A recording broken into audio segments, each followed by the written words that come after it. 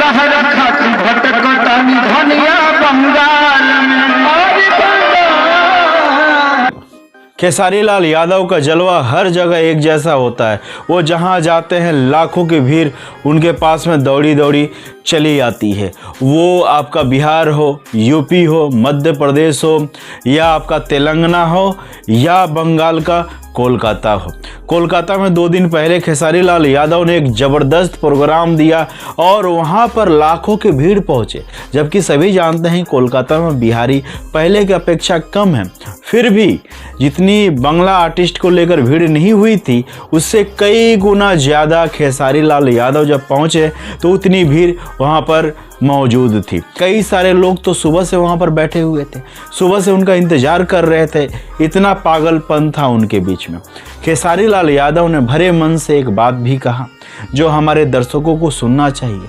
उन्होंने एक संदेश देते हुए कहा कि अपनी माँ बाप की इज्जत हमेशा करनी चाहिए, उनका सम्मान करना चाहिए, उनके छत्र छाया में रहना चाहिए।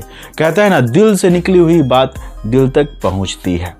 क्योंकि खेसारी लाल यादव का संघर्ष बड़ा है इसलिए उनको सफलता भी बहुत बड़ी मिली। उनके पीछे तो बहुत सारे लोग पड़े रहते हैं, वैसे पड़े रहना चाहिए, कोई प्रॉब्लम की बात नहीं है। जिनकी किस्मत में बुलंदियां लिखी रहती है वो हमेशा ऊंचाई पर ही मिलते हैं। किसी के गिराने से कोई गिरता नहीं है, क्योंकि जब हाथी बाजार चलता है तो कुत्ते हजार भौंकते हैं, लेकिन कुत्ते के भौंकने से हाथी को कुछ फर्क नहीं पड़ता। इसीलिए जो खेसारी लाल यादव के विरोधी है, जो उनको दबाना चाहते हैं, उनके लिए साफ साफ ये मैसेज है कि उनका जो स्टारडम है, उनकी जो काबिलियत है, उनका जो खासियत है, उनसे कोई छीन नहीं सकता है। क्योंकि जो इंसान जितना बड़ा रहते हुए अपने आप को सिंपल रखता है वही इस पृथ्वी पर राज करता है, वही जनता के बीच में, दर्शकों के बीच में अपनी पहचान बनाकर रखता है और उनके दिलों पे राज करता है। उन्होंने फिर से साबित किया कि भोजपुरी के ट्रेंडिंग स्टार, सुपरस्टार वही है।